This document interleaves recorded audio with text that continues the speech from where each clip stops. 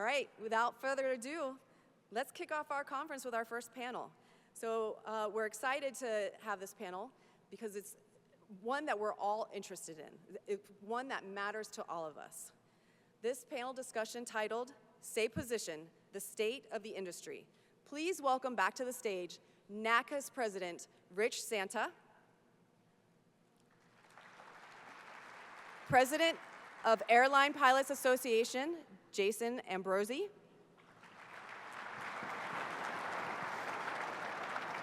Vice President Legislative Regulatory Policy for Airlines for America, Jarrod Thompson,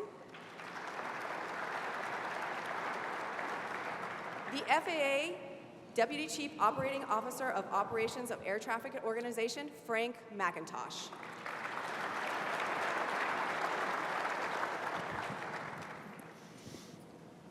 Well, thank you all for coming to participate in the first kickoff panel of CFS. Just spend a moment talking about your organization before we move on. Jason? Yeah, sure. Rich, thanks for having us here for your 25th. Congratulations on 25 years of communicating for safety. Jason Ambrosi, President of the Airline Pilots Association International. We represent 78,000 pilots across 41 airlines in the United States and Canada, and we're happy to be here and collaborate with you. Jarrod? Jarrod Thompson with Airlines for America. I hope you've heard of us, but we're a trade association that represents the 10 best airlines in the world, 7 passenger and 3 cargo. And we work on, sort of your general trade association issues. We do the traditional lobbying of Congress and both the administration. We have a comms component to sort of remind America of the importance and sort of the miracle of aviation and the importance of our sector. And then some of our most important work is we have 25 to 35 councils and committees that kind of work on day-to-day specific issues. We have the Air Traffic Management Council, and those things get integrated into everything we do as a trade association. Frank? First of all, thanks for having me, Rich. This is obviously an honor to be here at the premier event, as you said, for safety and safety professionals. FAA, the Air Traffic Organization, is the largest line of business in the FAA. I am the Deputy Chief Operating Officer of the ATO, and basically what that means are the 4 operational service units are kind of under my umbrella. The Air Traffic, which is the largest service unit that we have, Technical Operations, Flight Program Operations, which are our flight check aircraft, and SysOps, sorry, System Operations from the Command Center, and also the new JTOC has also been implemented under the DCO. This is basically a reporting structure that we have on significant events. Thank you. We're obviously proud of CFS and our safety record. Aviation safety professionals are what we're most proud of in the record that we have. With events like CFS and the participation today, what does this bring to the industry? We'll start with Frank. I think it's everything. You're bringing people that have safety in their DNA. And it doesn't matter if you are in labor and management, if you're from industry, we all believe in the same things, which is safety. Earlier, you had mentioned in your opening remarks about how we're the safest and most efficient aerospace system in the world. Well, that can't just be something you put on a bumper sticker and slap on your truck, right? It's something where all these safety professionals come together, speak from their heart, and talk about the things that we need to fix collectively with one voice and with one action. That only happens by bringing the collection of the talent of the people in this room to kind of sit there, level set where we want to go, talk about our goals, and then get there collectively and collaboratively. Jarrod? Just to build off what Frank said, I think one of the great things about this event is that you bring everybody together, and it's not a virtual meeting. The last time I spoke here was in 2018, and everybody's life changed a lot, and the way we work changed a lot. But I think an event like this, it brings more people together, and it really enhances collaboration because you can actually have a conversation. I mean, I do it myself. You get on a Zoom, and you multitask. Here, you can really listen to folks, and you can really collaborate and work on the big issues. Jason? Safety doesn't happen by accident, right? So it's our diligence and our hard work working together through events like this, working with industry, regulators, labor, just together to look at the data and make sure that we keep it. We're enjoying the safest period in aviation history for the last decade and a half. And it's our jobs to make sure that we keep it that way. The pilots, that our mission is to get our passengers and cargo safely to their destinations every day. We're on the front line, just like controllers are on the front line. We're on the front line And we're here to make sure that we keep it at the safest system in the world. Thank you, Jarrod. You talked about the pandemic, and I know that's in the past, but with the unexpected acceleration of the recovery of the airlines, and we're in the current safest time that we've had, and with the passing of the FAA reauthorization, it seems like everything's going well. But what keeps you up at night? What is your threats? What is left behind that you want to bring to the forefront so it doesn't get exposed to us? Jason, we'll start with you. Well, first, it took all of us collaborating together to get through the FAA Reauthorization Act. I know many thought that we wouldn't get there in this Congress. So thank you to everyone involved in that process. I know from our aspect, we were able to accomplish a lot of good without the bad, and collaborating with you on getting you the funding you need. So there's a lot of work to do to implement it, right? We were fortunate. Our biggest threat as pilots is the threat of taking pilots out of the cockpit, right? And for you, it's having somebody to call when you need to talk to somebody in the cockpit, right? So there's active initiatives coming out of Europe, both with Airbus and EASA, to move to a single pilot cruise concept in international operations. Sounds like it might be years away. It is not. It's something that's already, EASA is moving forward with regulations on this. So imagine yourselves, you need somebody to descend, climb, turn, whatever you need us to do, and the remaining pilot is either taking a lav break, is out of the cockpit, or is incapacitated, and there's no one to take that call. There's no one to handle that emergency that needs to be handled. So it's something that our organization is putting front and center, and we're putting everything into it. It's not some pie in the sky thing. It's real thing, real life. I question the lack of redundancy, because that is our safety measure in many aspects. Why would taking a pilot out be something that they would embrace? All right, well, they're going to tell you it's for safety. It doesn't make any sense. It's actually insane. But they make it sound like, oh, we're going to make it safer because we're going to allow this pilot some more rest than they otherwise would have had.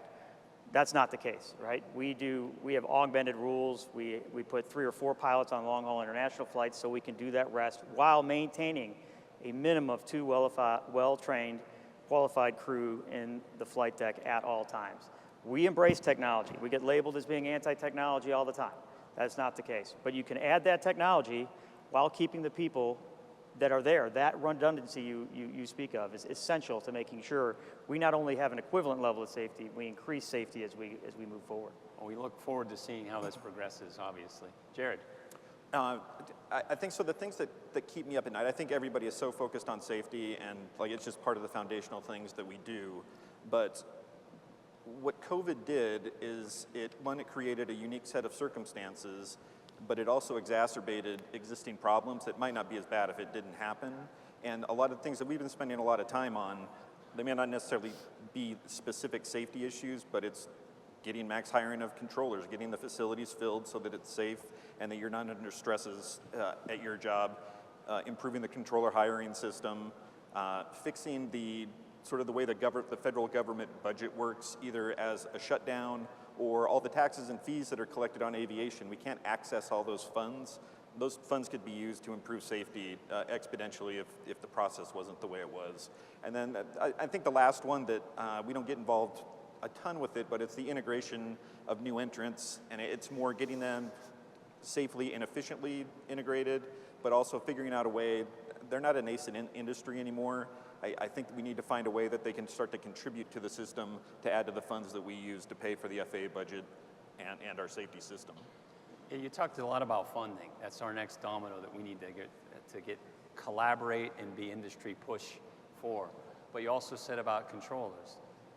The ability to attract and retain controllers is going to require an update to compensation and benefits. It's way past due. Our flight schools, our smallest facilities, we need to update those things. And if we leave that in the past, I agree with you completely that we're not going to get the 10,000 controllers that we need over the next 5 years or even more. So thank you for that. Frank, you want to add? So I'm going to build upon what you just spoke about, Rich. And to be honest with you, if you would have asked me this question last year and the year before, my answer would still be the same. And this is my third consecutive year being here. Staffing. Budget's always going to be one of the things that we talk about, but it's the staffing that makes everything go. And I think we need to take a look at, and you spoke to the recruitment efforts, the retention efforts, and then the training. We have to make sure that those three things are realized and executed the correct way. Reauthorization talked about maximum hiring for the next 5 years. That's great, that's fantastic, but it's the implementation and how we execute that that's going to lead to our ultimate success. Last year, we hired 1,500. This year, we are going to hit the 1,800 number. And next year, the goal is 2,000. We need to make sure that we bid the correct way, that we have the bids open for a long enough period, and we attract the correct attention where we're basically filling those seats at the academy. We also need to make sure that our academy pass rates go up. When you're hiring that many people, that's great, but if your success rate is between 60 and 70%, you're really not putting enough of the individuals in the facilities themselves to actually realize the long-term success that you want to have. So we need to take a look at that as well. So when you talk about the recruitment efforts, those are things that I think we really need to focus on. The retention pieces, we need to make sure, and again, from the reauth piece, when we start talking about filling our target numbers at our facilities and putting people in the right place, and we talk about what controllers and managers are facing in the individual facilities, 6-day work weeks, right? Things that are kind of burning us out. We have to make sure that we're addressing that. The availability factor is going to be huge for us, Rich. I'm glad that we are addressing the fact that it's just not productivity in a tower cab or in a terminal environment in a center. There's so many more things that we need to do to make sure a controller is successful in doing their jobs day in and day out. Whether it's the training piece, whether it's how we go about making sure that we don't have burnout, but more importantly, it's that work-life balance that quite honestly we have not had in over a decade. We need to make sure that people are individual controllers or are incredible at the jobs that they do, but they also are afforded the ability to be awesome at home, to be an incredible mom, an incredible dad, to make sure that they can work on whatever else they want to work on. Have a 2-day RDO where you can actually go and relieve some of the stress that you've gone over. Those things are vital. We need to make sure that is part of the discussion when it comes to the retention of the highly qualified employees. So that's the recruitment piece, that's the retention piece, then it's the training piece. We absolutely need to make sure that we have everything in our field facilities to expedite the training piece without sacrificing the quality. I need to make sure as the DCOO that I'm advocating for these things and putting all the tools in the hands of the people who are going to be successful in these initiatives to make sure that our long-term health is going to be what we need to be. Thank you. All three of us focused on the people, the workers, the members, and that's the value, right? Taking a pilot out doesn't make sense.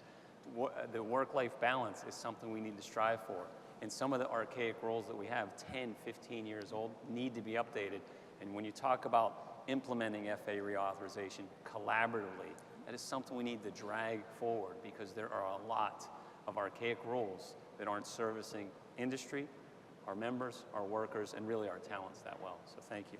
I just want to piggyback real quick on new entrants. Yes. That is such a significant threat for all of us, right? Because if it's not integrated properly, and you have one of these package delivery services wandering across the final here in Las Vegas, or you now have autonomous where a controller doesn't even talk to them. I mean, controllers need to talk to these people if they're getting into our airspace to make sure we integrate all this stuff properly so we don't have some kind of a tragedy because we're so fast on wanting to get our bag of coffee from Amazon or whatever to make sure we do that. Well, it makes sense.